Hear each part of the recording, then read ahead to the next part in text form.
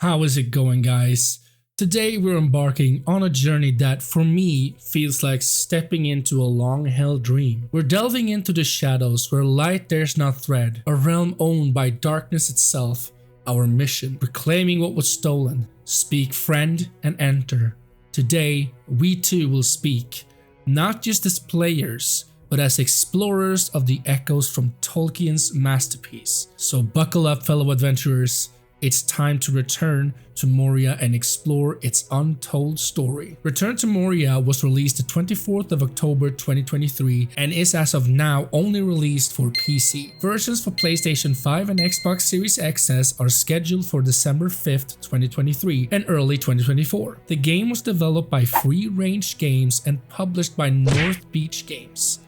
As of right now, the game is exclusively sold on Epic Games stores. I've been trying to find information on future development or plans for the game, but unfortunately I have not found any news during the time reviewing this game. While there are discussions about the graphical aspects of the game and there are some questions about the choices made, Return to Moria makes you forget all that with its atmosphere and mystical look. Everything you see is interesting and it draws your attention with such force that when you stop playing for the day, the only thing on your mind is the next part of your journey and what is waiting around the next corner. Personally, I really don't care that much about the graphical aspect, but what I do care about is if the game is capable of making me feel intrigued by just looking, and in that regard, it succeeded. While the game is very quiet most of the time since it does not have any background music, usually I would agree that some kind of music in the background is needed. But to be honest, it didn't bother me that much. But sometimes when entering an area, your character kept repeating the same line over and over again. This wouldn't be a problem if I didn't build my main camp in that area. I had to listen to this every time I returned. It got a bit annoying, but the game is not totally music free. There are some singing moments where the music just captures you, and the best part is that your character is the singer.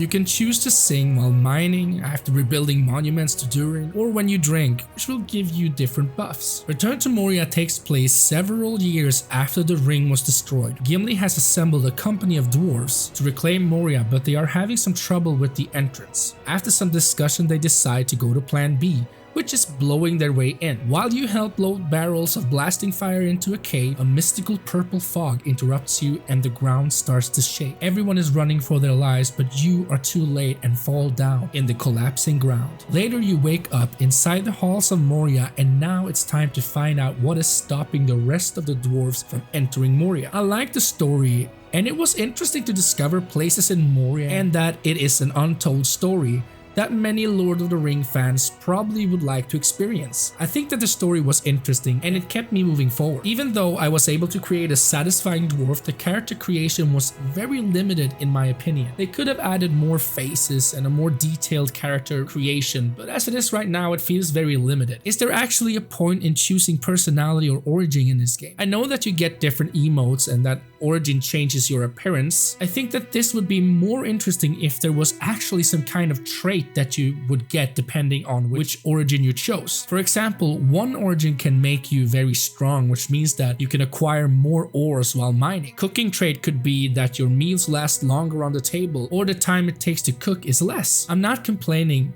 but I do believe that when I see something that could have been given more time, I want to give constructive criticism since I feel that it's more helpful than just complaining with no goal. After traveling from the spawn point for a while, you will get to the first place to stop where you can bunker down and build your first base. And let me tell you this, even if the building phase could be somewhat difficult, I have never ever built these many bases in any other survival game. I had a huge amount of fun building bases, and when I found the place where I wanted to build my main base was where I encountered some problems with the building phase. To start building, you need to build a heart which will mark the certain area where you can build your foundation. You can place multiple of them as long as you have resources. With this, you can make meals so you don't starve and build a cozy home to rest your legs after a long journey. You can deconstruct almost everything in the game either by using the deconstruct option, which is a quicker way to deconstruct what you have built,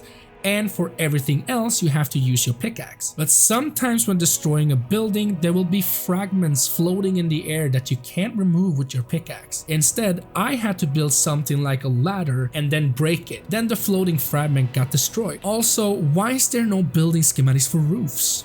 Sure, we are inside a mountain, but still it would be nice to have a roof that is actually a roof and not just a floor tile. And the most annoying thing is that pillars do not work as they should. Multiple times I had issues trying to understand how it worked. Normally you can build up to 2 or 3 tiles and then you need something to hold the second floor up, like a pillar. But even if you build a pillar and place a floor tile right on top of it, it still breaks. I don't know if I missed some crucial tutorial, but I still don't understand how this works, and this was sometimes annoying, and I hope that this gets another look over. I know I sound negative, but I still very much enjoyed the game and would love it more if this was fixed. I would also wish that we had a little more freedom when building. Sometimes when I deconstructed a building, I couldn't deconstruct the floor, and you cannot raise or lower the ground, which could be a problem in some cases. Also, that when trying to rotate foundation, it got stuck in a weird direction where I could not choose which way I wanted the building to face. During your travels, you will find a lot of different resources that you can use to build different tools, food,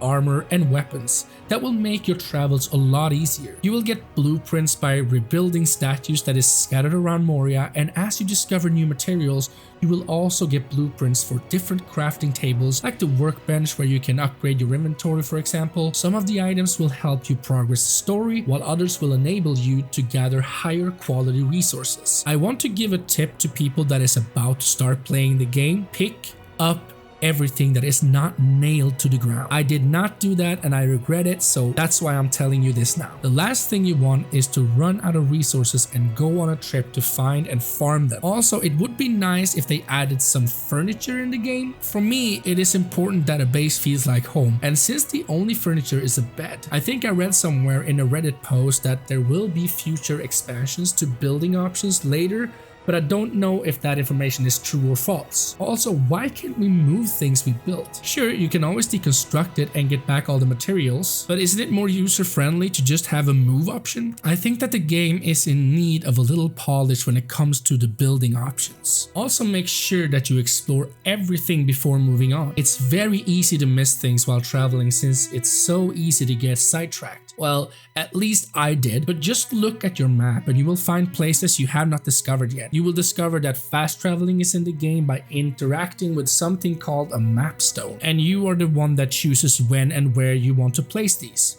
As soon as you have 2 of them, and make sure to interact with a newly built one so it gets registered, otherwise you will not be able to see the map stone in the list. Fast traveling is not for free. When you use them multiple times, you will get tired and exhausted debuffs that makes your stamina bar much smaller, which can be a death sentence if you are in the wrong place. So prepare for long journeys by stacking up with food and buff yourself before going out. Another tip is to bring resources so you can build a heart and a map stone, so if you need to return home, you have that option. The map is not bad, but there is something wonky about it. For example, markers that show you where to go next or points of interest sometimes get stuck and is still visible even though you already discovered the area, which can be a little confusing at times. There is a list when you open the map where you can remove these by clicking on the eye to the right, but sometimes that doesn't work either. It's very easy to restart your game and create a new world, but with the same character you just played. You can bring whatever you like from your old world seed to your new world as long as you don't remove or delete your old world. That's probably a given, so I probably didn't have to explain that. Anyways, you could see this as a new game plus, kind of, and I thought it was interesting to replay with much better gear, but the crafting element kind of disappears when you do this since you already have the best equipment. You don't have to build a steel hammer again, for example.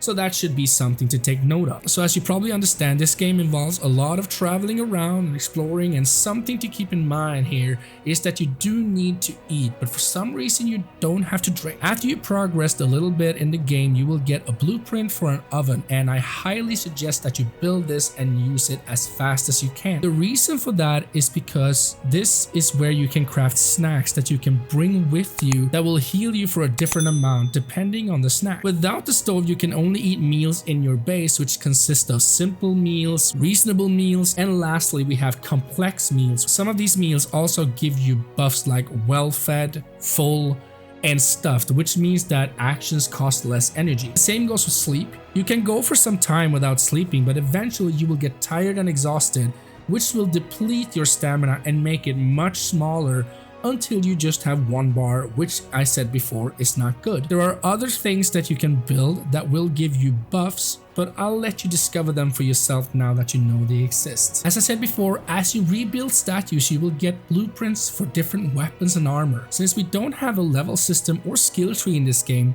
the focus here is more on your equipment tier. We have tier 1 to 6 in the game, and I'm pretty sure they are locked in certain areas. For example, you won't find a blueprint for a tier 5 early game. That will come much later. Your equipment does have durability, so it will break eventually, so the choice of having a one-handed weapon and shield or two-handed weapon comes into play here. Since you can block with both weapons and shield, the tough choice here is if you want to go for two-handed that does more damage, but if it breaks you are without weapon, or if you choose one-handed and shield. If your shield breaks, you at least have your main weapon to block with. You can bring as many weapons as you want, but you also want room to scavenge. Don't forget to repair your equipment before heading out. I've done this so many times and it's just so exhausting when it happens. With armor, you will see a blue line above your health bar, and above that you will see a helmet icon. When the blue line goes to 0, you lose one helmet icon and the blue line resets until you have no helmets left, and you will take full health damage instead. You can also put runes on your weapons that can vary from doing more damage to animals or different elemental damage like fire or poison. There are also ranged weapons like crossbows and standard bows that will come in handy in certain areas. I think that the arsenal of weapons was a little slim. Would have been nice with more variety or more weapons for each tier.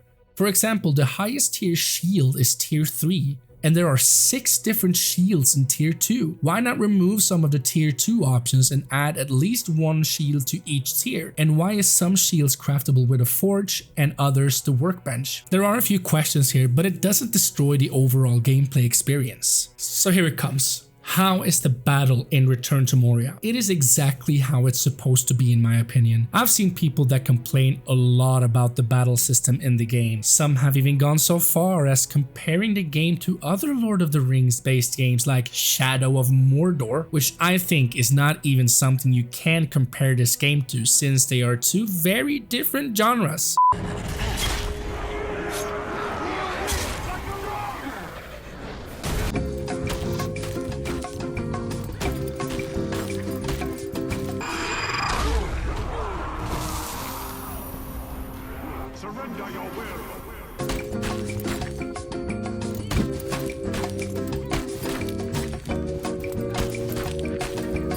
One is an action-adventure RPG game, while the other is a survival game. One of the game are made by a much bigger company, while the other is a smaller company. Shadow of Mordor is a AAA game, while Return to Moria isn't, and it was never a plan for the game to compete with other AAA games. What I'm trying to say is that comparing this game to Shadow of Mordor is just a bad idea. Maybe comparing it to Valheim is a better choice, but I believe that they still are very different. While Valheim is an amazing game, it is more about building and crafting, where the main goal is to kill different bosses with not so much lore, while Return to Moria has the same elements but a huge amount of lore. Not saying that one is better than the other, I just think that they have different things going for them. I think that the battle is just as it's supposed to be. You have a light attack and a heavy attack that you charge up and do more damage. You can barrel roll to avoid attacks and also hit them with your shield to knock some enemies down. One thing that would have been nice is if there was a finishing move when knocking enemies down, but that's just a preference. Combat is not a hyper focus in games like this, but it is a part of a much bigger picture. While I have seen a lot of people saying that the game is just like every other survival game and that the Lord of the Rings theme is what makes this game popular,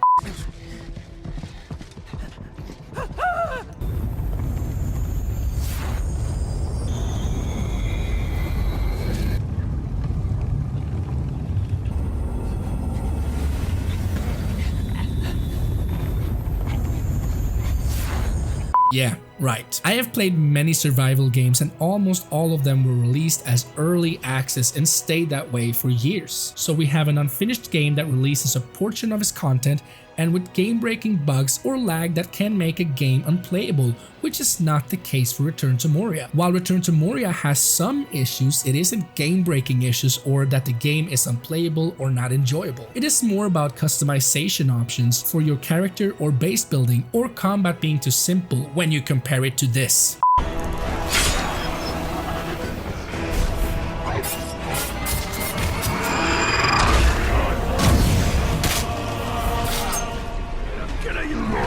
I think that people once again hyped the game and thought it was going to be something totally different, and when the product was released, that was not the case. That's what happens when you hype games. It has been a long time since I felt a game pulling me in with such force. I played for hours and hours, and when I wasn't playing it, I was thinking about what I was going to do when I have the time to play again. I dreamt about the game when I was sleeping, and this is the feeling that I'm looking for, and I have never felt this with any other survival game. To say that this is just because of the Lord of the Rings theme is just unfair. I got sucked into this world almost right away, and I really do hope that they have future plans to make this game even bigger with new and more things to do. The game does have flaws and tweaks they need to fix, like building mechanics issues for floating fragments and not being able to build a roof, map interference problems where removing already discovered places can lead to confusion for players, building freedom limitations like not being able to remove everything or raise and lower the ground. But to be honest, it didn't take away my experience, mainly because of the atmosphere that grabbed my attention so much, so I couldn't sleep. Engaging storyline where we get to discover what happens with Moria for the first time, depth in crafting that encourages exploration, preparation emphasis, builds a sense of security and a place to call home. Equipment variety where you have to add some strategy when going on long journeys. I feel that after playing for 77 hours, I got my money's worth, and I will definitely revisit Return to Moria. The final verdict for Return to Moria is an 8 out of 10.